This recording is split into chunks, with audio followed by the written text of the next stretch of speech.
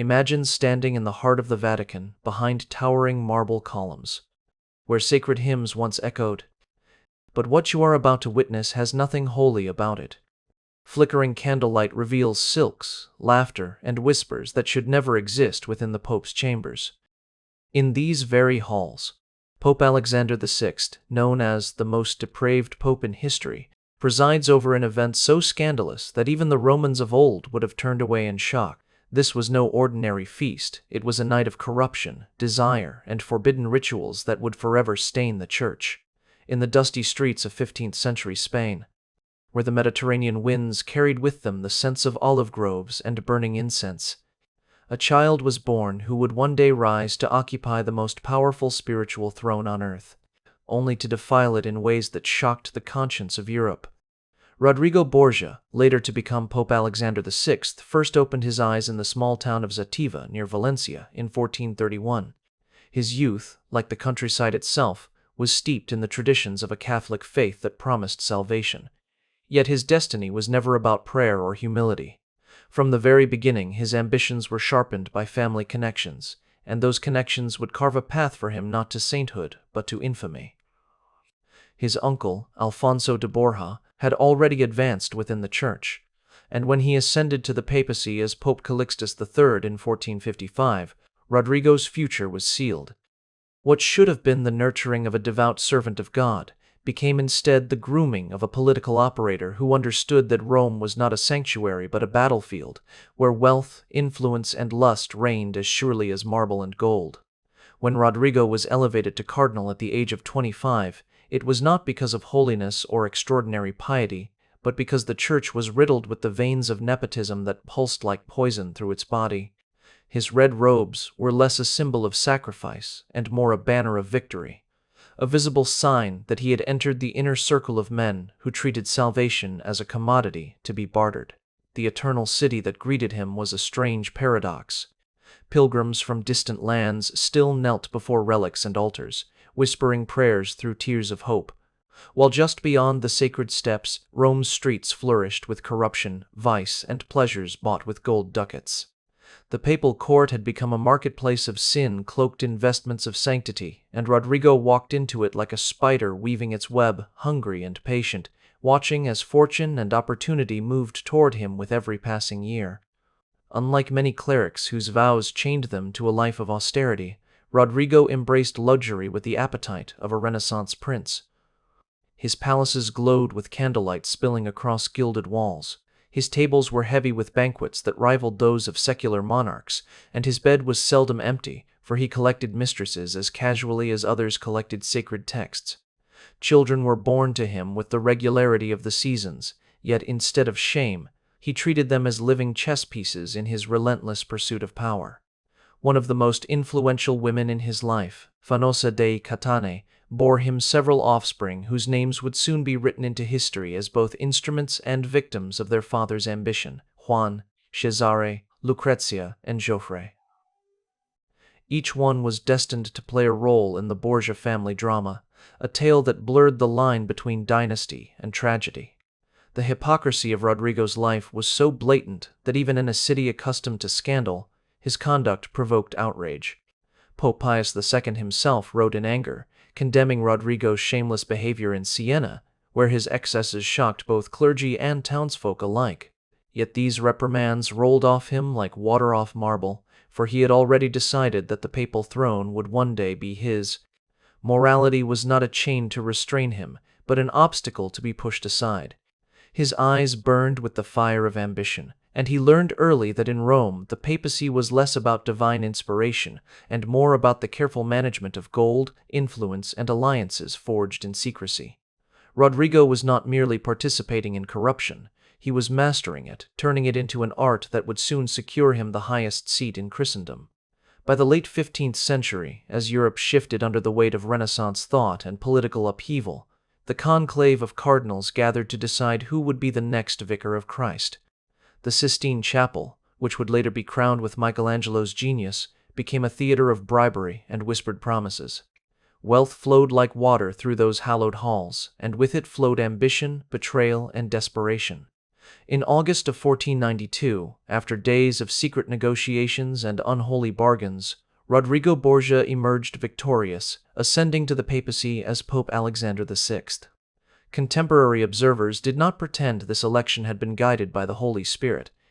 They spoke openly of simony, of gold exchanged for votes, of favors promised like indulgences to be collected later. And yet Rome, weary of chaos and violence, celebrated him with bonfires and torchlit processions, imagining that his energy and brilliance would restore order. For a brief moment, it seemed possible. Alexander took steps to clean Rome's streets, appoint magistrates to curb lawlessness, and hear grievances from ordinary citizens. He appeared to be a pope of justice, one who could balance the needs of the city with the demands of his office. But power, like a mirror, reflects the truth of character, and soon the facade of reform crumbled. His devotion was not to God, but to his children, especially his sons Juan and Cesare. Titles, lands, and ecclesiastical positions were handed to them not as sacred callings, but as stepping stones in a dynastic game. Juan was made Duke of Gandia, while Cesare, scarcely 18, was elevated to the rank of cardinal, though his restless nature was unsuited to spiritual vows. Rome's Sacred Heart was becoming a Borgia family enterprise, where corruption wore the mask of legitimacy and indulgence masqueraded as divine right. Thus, from the dusty roads of Valencia to the marble corridors of the Vatican, Rodrigo Borgia had risen not as a shepherd of souls, but as a prince of power. His ambitions carried on the tide of nepotism, bribery, and unquenchable desire. His election marked the beginning of a papacy that would be remembered not for reform or holiness, but for debauchery and scandal. The story of Alexander VI was only beginning, and already it reeked of the contradiction that defined his life, the sacred throne of Peter occupied by a man who embodied everything the faith condemned. This was the stage upon which one of history's most infamous dramas was about to unfold, a drama that would reach its climax in an orgy so depraved that it would echo through centuries as the very symbol of papal corruption. As Alexander VI settled into the papal throne, the marble halls of the Vatican began to transform, not into sanctuaries of holiness, but into theaters of ambition, where his children and mistresses moved with the authority of cardinals and kings. It was an extraordinary sight, for the head of the Catholic Church, the man who claimed to be the vicar of Christ on earth, openly acknowledged his illegitimate children, provided them with titles, wealth, and palaces, and used the sacred offices of the Church as bargaining chips in a grand game of dynastic advancement. Rome, a city already accustomed to corruption, now witnessed a spectacle in which the spiritual father of millions acted more as a Renaissance monarch than as a shepherd of souls, while his court became infamous for the excesses and intrigues that would one day shock all of Europe. The Borgia family had risen to the center of power, and their name, once unknown beyond the dusty roads of Valencia, now carried with it both awe and dread. Among the Borgia children, none embodied their father's ruthless ambition more than Cesare. Though appointed a cardinal at an age when most young men were still learning the basics of theology, Cesare had little patience for the quiet duties of the Church. His heart burned for conquest, strategy, and the ruthless manipulation of men and kingdoms. Even in his early years as cardinal, he carried himself less like a man of prayer and more like a commander preparing for war, dressed in finery that proclaimed his power while whispering secrets to allies and enemies alike. His father saw in him not the heir of spiritual authority, but the sword by which the family would carve its legacy into the heart of Italy. Alexander's eldest son, Juan, was favored with titles as well, becoming Duke of Gandia. Yet his character was reckless, violent, and wasteful, a man who seemed to possess all the vices of his father without his cunning intelligence. Rome gossiped endlessly about Juan's cruelty, his indulgences, and his inability to lead, and the people whispered that he would not survive long in a world where every ally could become an assassin. Meanwhile, Alexander's daughter, Lucrezia, stood at the crossroads of politics and scandal, her beauty and intelligence making her a pawn in her father's ceaseless quest to expand the family's influence. Her marriages, annulments, and new alliances were dictated not by affection but by the shifting tides of political necessity. To some, she was a tragic victim forced to play roles she never chose. To others, she was complicit in the games of power, moving as gracefully through the labyrinth of Vatican intrigue as any seasoned diplomat. The truth, perhaps, lay somewhere in between, but what mattered was the perception, and that perception was steeped in scandal. Lucrezia's name, alongside her father's and brothers, became entangled in tales of betrayal, murder, and forbidden intimacy that painted the Borgias not merely as corrupt, but as monstrous. The Vatican itself seemed to mirror the transformation of its ruler's household. The papal apartments, once places of solemn governance, became the stage for endless feasts, theatrical performances, and private gatherings that stretched into the night. Diplomats from foreign courts attended these banquets, sometimes out of curiosity, sometimes out of necessity, for to refuse the Pope's invitation was to risk his wrath. The rooms were heavy with the aroma of roasted meats, spiced wines, and perfumes brought from distant lands, while music echoed from gilded chambers, mingling with laughter and whispers that carried secrets capable of shaping the fate of kingdoms. The Pope's mistresses, most famously Julia Farnese, known as Julia the Beautiful, walked through these halls with the same freedom as bishops and cardinals, her presence both admired and scandalized, a living reminder that the Pope's vows had long since been abandoned. The sacred and the profane blended so seamlessly within these chambers that it became increasingly impossible to distinguish one from the other. But beneath the glittering surface of wealth and festivity, shadows gathered. Rome was not blind to the excesses of its pontiff, and while many tolerated them, others began to whisper in tones of disapproval that reached beyond the city walls. In June of 1497, the Borgia dream of dynastic glory was pierced by tragedy when Juan, the Pope's favored son, was found dead, his body floating in the Tiber River, his throat cut and marked with multiple stab wounds. The shock rippled through the papal household, and Alexander himself retreated in grief, refusing food and sleep, mourning like a broken father rather than the powerful pontiff he had always been. For a brief moment, it seemed as though this tragedy might awaken in him a desire for reform, as he announced measures to curb corruption, suppress concubinage, and restore dignity to the Church. A commission of cardinals was summoned, and Rome held its breath, wondering if grief had turned the heart of a man who had so long ignored morality. But Alexander's grief proved fleeting as his promises of reform. Within months, the reforms were forgotten, buried under the same weight of indulgence and ambition that had always defined him. His surviving children, especially Cesare, became the focus of his energy. Cesare, abandoning the cardinalate in a move unprecedented in the history of the Church, turned his gaze fully to war and conquest. He became not merely his father's son, but his weapon, carving out territories in central Italy with a blend of brutality and political genius that even Niccolò Machiavelli would later admire in the prince. With Cesare's sword and Alexander's coffers, the Borgias began to shape Italy to their will, ruling not with the spirit of Christ, but with the hand of Caesar. Wealth flowed into the Vatican not from devotion, but from the sale of indulgences, offices, and favors, while cardinals' hats were given to those who paid most dearly for them, turning the sacred college into a marketplace of power. Thus the stage was set for what was to come. The Vatican was no longer merely the heart of Christianity. It had become the palace of a dynasty that ruled through scandal, corruption, and fear. The whispers of Rome grew louder, rumors circulated in distant courts, and the name Borgia became synonymous with vice. It was within this atmosphere of opulence and decay that Cesare conceived an entertainment unlike any before it, a night that would tear away the last fragments of papal dignity and etch itself forever into history as the darkest banquet the Vatican had ever seen. On the night of October 31st, 1501, the sacred halls of the Pope's palace would be transformed into something profane, and the world would remember it not as a feast, but as an orgy of power and degradation. The infamous banquet of the chestnuts. The autumn of 1501 had settled heavily over Rome, and within the papal palace preparations were underway for an event that even in a city accustomed to spectacle would stretch the boundaries of decency. The occasion was presented as a private feast organized by Cesare Borgia, but the shadows whispered otherwise, for nothing within the walls of the Vatican happened without the blessing of Alexander VI. Courtiers, cardinals, foreign ambassadors, and noble families had long since become familiar with the excesses of papal banquets, where wine flowed like rivers and music echoed into the early hours of the morning.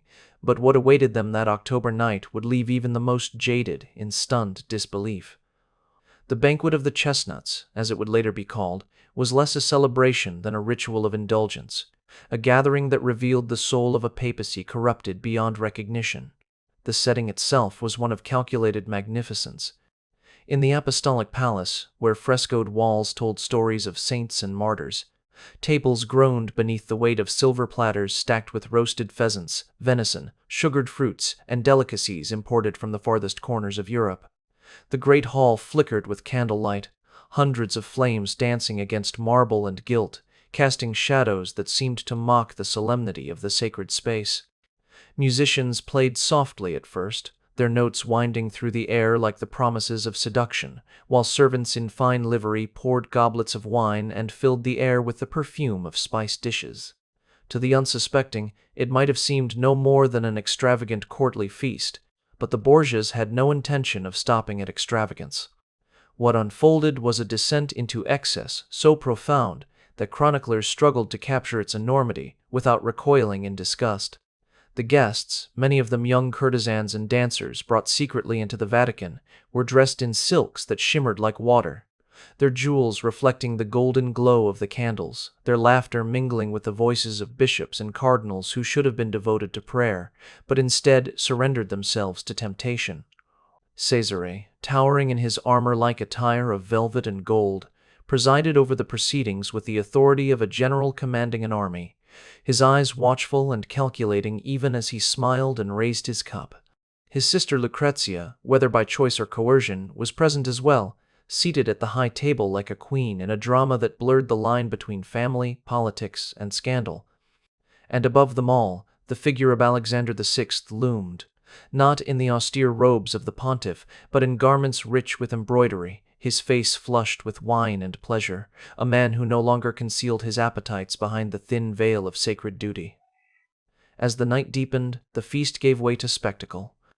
The tables were cleared, and into the great hall poured dancers and entertainers whose performances grew increasingly provocative.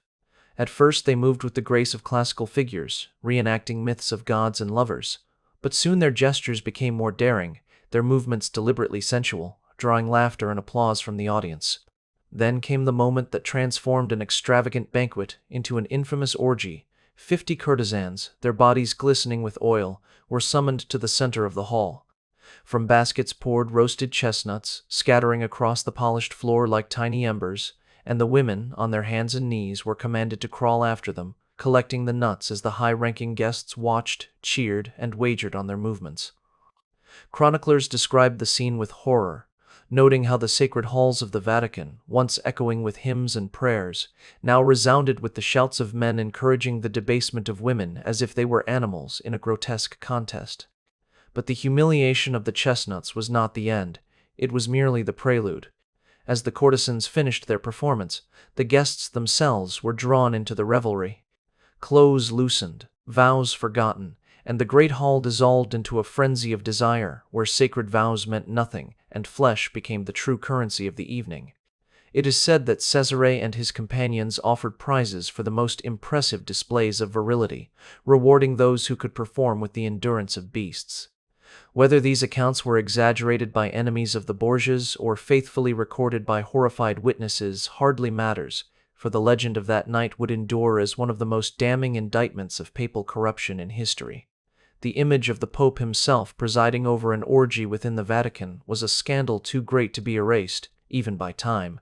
For those present, the night may have seemed like a blur of wine, music, and forbidden pleasures, but for the chroniclers of the age, it was a moment when the veil was torn away and the true face of Alexander VI's papacy was revealed. The man who claimed to be the successor of St. Peter had transformed the palace of Christendom into a brothel, and the Church, already bleeding from the wounds of corruption, was now branded with a scar that could never be healed. The banquet of the chestnuts was not merely an evening of depravity, it was a symbol, a testament to the depths into which the papacy had sunk, a night when the sacred and the profane collided in a spectacle of disgrace that the world would never forget. And yet, within the Vatican walls, the Borgias carried on as though nothing extraordinary had occurred. To them, it was not a scandal, but a demonstration of power, a reminder that they ruled not only with wealth and armies, but with the audacity to mock the very institution they were sworn to lead. Cesare returned to his campaigns, Lucrezia to her marriages and alliances, and Alexander to his endless feasts and political maneuvers, as though the chestnuts scattered across the marble floors had been nothing more than a fleeting amusement. But beyond those walls the story spread, carried by ambassadors to the courts of Europe, whispered in taverns and cathedrals alike, until it became legend. The Vatican, once revered as the seat of holiness, was now whispered about as the setting of an orgy, and the name of Alexander VI would forever be entwined with that night of chestnuts and shame. In the days that followed the infamous banquet, the halls of the Vatican returned outwardly to their usual rhythm of petitions, audiences, and diplomatic exchanges, but beneath the surface the atmosphere had changed irrevocably. For those who had attended, the scandalous scenes of that October night lingered like a stain on their conscience, impossible to erase no matter how deeply they buried it under ritual and ceremony. The servants who had cleared away the remnants of the feast whispered to others.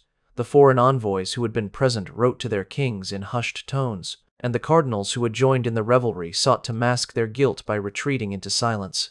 Yet the memory of what had been witnessed was too powerful to remain confined within the gilded chambers of the apostolic palace. Rome had always been a city that thrived on rumor, and soon the story spread from noble households to taverns, from the lips of clerics to the ears of commoners, until the entire city buzzed with tales of the Pope and his children presiding over a night of lust and degradation. At first, Alexander VI treated the gossip with indifference, dismissing it as the predictable chatter of those jealous of his family's power. For years he had endured slander and accusations, and he had learned that the more one protested, the more fuel was given to rumor. Better, he believed, to let the voices rise and fall until they tired themselves into silence. But this time the whispers carried farther than ever before, borne across the Alps by the pens of diplomats who, appalled at what they had seen or heard, recorded the details in their secret reports to the kings of France, Spain, and beyond. In the courts of Europe, where monarchs vied for alliances with Rome while privately ridiculing its corruption, the news of the banquet of the chestnuts caused both shock and delight. Shock, because the sheer brazenness of the scandal seemed to confirm the very worst fears about the degradation of the papacy. Delight, because it provided a weapon to be wielded against the Borgias and their pretensions to legitimacy. To mock the Pope was dangerous, but to whisper of his depravity was irresistible, and soon the tale became one of the most repeated stories of its time. Within Italy itself, the scandal only deepened the resentment many already felt toward the Borgias. The noble families of Rome, who had long tolerated Alexander's favoritism toward his children and the sale of offices, now found themselves humiliated by association. For if the head of Christendom could fall so low, what dignity remained for those who served under him? The rival powers of Milan, Venice, and Florence, already wary of Cesare's ruthless campaigns, seized upon the scandal as further proof that the Borgias were not rulers to be trusted, but predators to be feared. Even among the clergy, many of whom had grown accustomed to the moral laxity of their superiors, there was a sense that some invisible boundary had been crossed. The papacy had always been criticized for its worldliness, but never before had it seemed so brazenly at odds with the very faith it claimed to embody. And yet, for Alexander himself, the scandal did not bring immediate ruin. Such was the paradox of his reign. The very enormity of his crimes often shielded him, for people struggled to believe that a pope could truly behave in such a way, and those who accused him were easily dismissed as slanderers motivated by envy. Moreover, Alexander was a master of political maneuver, and as long as Caesare's armies continued to carve out territories in central Italy, fear outweighed outrage. Kings and cardinals might whisper about the chestnuts, but when they stood before the Pope in his chambers, they still bowed and negotiated, for power, not morality, was the coin of Renaissance politics. Thus Alexander continued to feast, to scheme, and to build his family's dominion, convinced that history would remember his victories more than his vices. But history was not so easily controlled. As the new century dawned, the mood of Christendom began to shift. The corruption of the Church, long tolerated as an open secret, was now seen through the magnifying glass of reformers who demanded change. Preachers thundered from pulpits about the sins of Rome, calling on the faithful to reject indulgences and false piety. The memory of the banquet of the chestnuts became a symbol, invoked by critics as the ultimate proof that the papacy had abandoned Christ for the pleasures of the flesh. Figures like Girolamo Savonarola, though executed years before, seemed to echo from the grave in their denunciations of Rome as a new Babylon, a city drunk on its own corruption. The ground was being laid for a movement that would one day tear the unity of Christendom apart, a movement that would look back on Alexander VI not as an anomaly, but as the culmination of centuries of decline. In the decades to come, when Martin Luther nailed his theses to the door in Wittenberg and ignited the flames of the Reformation, the shadow of Alexander VI lingered. Though Luther spoke of indulgences, papal arrogance, and the need for reform, the stories of papal orgies and the shameless corruption of the Borgia court provided the emotional fuel that made his words resonate with ordinary believers. To them, the Pope was not a holy man, but a tyrant draped in scarlet, a figure whose sins proved the rottenness of the entire institution. Whether exaggerated or not, the memory of the banquet of the chestnuts served as an indictment not merely of one man but of an entire system that had allowed such depravity to flourish unchecked. For Alexander VI himself, the consequences would arrive not in the form of moral condemnation, but through the ordinary workings of fate. His health, once robust despite his excesses, began to decline, and the alliances that had once seemed unbreakable began to falter as Caesare's power waned. The whispers of Rome grew into open criticisms, the respect of foreign courts turned into ridicule, and the Pope who had once seemed untouchable began to appear vulnerable. Though he continued to hold on to power until his death in 1503, his legacy had already been sealed. No amount of wealth, no military conquest of Caesare, no marriage alliance of Lucrezia could erase the memory of that October night when the Vatican itself became a stage for humiliation. The banquet of the chestnuts had been more than an orgy, it had been a revelation, exposing the spiritual bankruptcy of an institution that claimed to guard the eternal truth of God, while indulging in the most temporal of sins.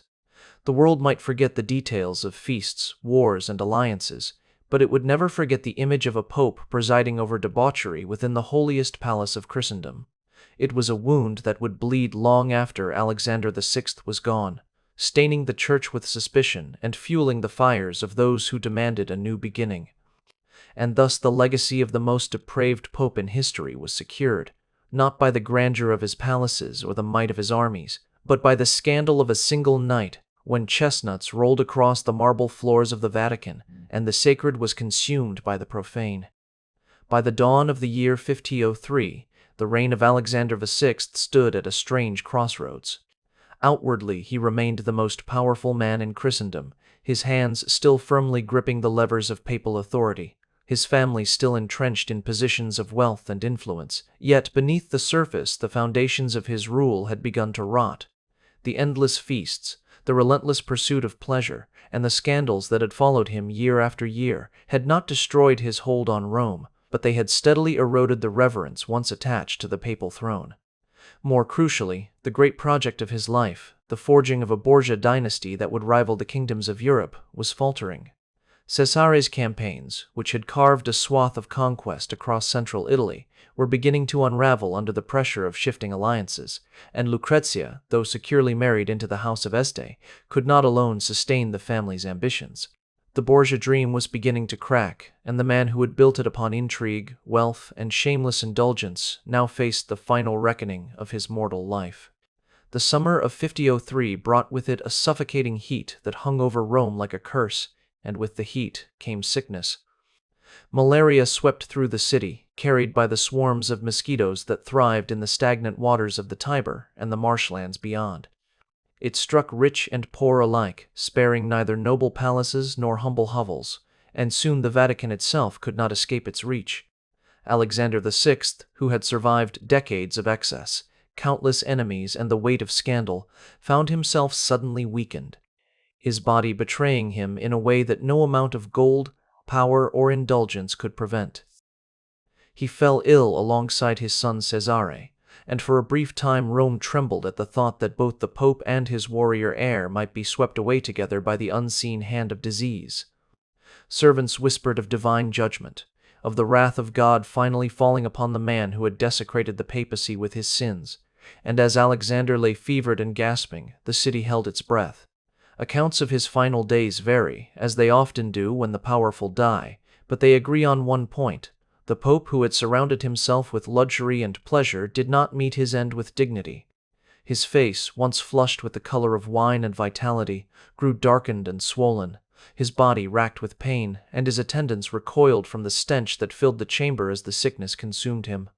The grandeur of the papal apartments, with their frescoed walls and jeweled ornaments, could not conceal the misery of his decline, and those who had once bowed before him now looked upon his suffering with unease, as though witnessing the unmasking of a man who had played at being God's vicar, but now faced the same frailty as any mortal. On August 1853, Rodrigo Borgia, Pope Alexander VI, breathed his last, and with him died the most scandalous pontificate in the history of the Church. What followed was chaos.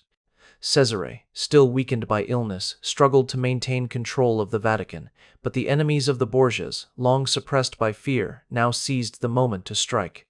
Cardinals who had once accepted bribes and favors suddenly turned their backs. Foreign powers maneuvered to erase the influence of the family, and the dynasty Alexander had so ruthlessly built began to collapse within days of his death.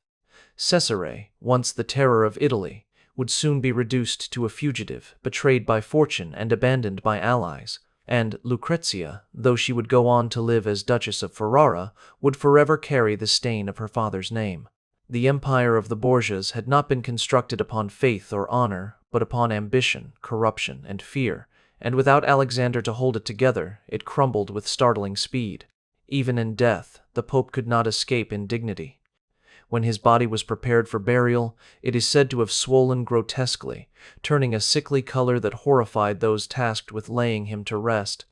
Some claimed it was a natural result of the fever that had taken him, but others whispered it was a mark of divine punishment, the physical manifestation of the corruption that had defined his life. His funeral was poorly attended, lacking the reverence usually reserved for the passing of a pontiff, and though he was entombed within the Church of Santa Maria in Monserrato, his resting place carried none of the grandeur of those popes remembered with respect. The man who had lived surrounded by pomp and spectacle was laid to rest in obscurity, his legacy carried not by monuments of faith but by stories of vice and scandal that would echo through the centuries. And yet, the true measure of Alexander VI's legacy lay not merely in the sordid tales of his papacy, but in the transformation he unwittingly accelerated within Christendom. His reign, dripping with corruption and scandal, became the perfect symbol for critics of the Church who sought to expose its hypocrisy. The image of a pope who feasted while the poor starved, who indulged in orgies while preaching chastity, and who treated the throne of St. Peter as a family estate to be inherited by his children, became a weapon of rhetoric far more powerful than any sermon. Long after his body had decayed, reformers invoked his name as proof that the Church had strayed irredeemably from the path of Christ, and his memory became a specter haunting the Vatican during the years of the Reformation. Even those within the Catholic hierarchy who sought to defend the institution could not fully erase the stain he had left, and in time Alexander VI came to represent not merely a man, but an era, a dark age of papal corruption that demanded cleansing through fire. Thus the story of Alexander VI does not end with his death, but with the shadow he cast over history. To some, he is remembered as the embodiment of Renaissance excess, a man whose appetites mirrored the turbulent passions of his age. To others, he remains the darkest example of how power can corrupt even the holiest of offices. And for those who study the long march of history, he stands as a cautionary tale, a reminder that institutions, no matter how sacred, are vulnerable to the failings of men. His papacy was a scandal, his life a drama of ambition and indulgence, and his legacy a warning etched into the conscience of Christendom. The most depraved pope in history, Alexander VI, left behind no saintly miracles, no theological wisdom, no enduring reforms. What he left instead was a lesson written in shame, a testament to the dangers of unchecked desire, and a story that even 5 centuries later still shocks, fascinates, and repels in equal measure. And so ends the tale of Alexander VI, the Borgia pope whose sins echoed louder than his prayers, a man who turned the Sacred Heart of Rome into a stage of excess, scandal, and ruin. History has long since judged him, yet his story still lingers, a reminder of how power, when left unchecked, can corrupt even the holiest of thrones. If this journey through one of the darkest chapters of the papacy left you questioning the line between faith and corruption, then stay with us, for there are countless more shadows in history waiting to be uncovered. Subscribe to the channel, share this story with those who dare to confront the truth, and let us together explore the hidden corridors of the past, where the secrets are buried and the echoes of scandal never die.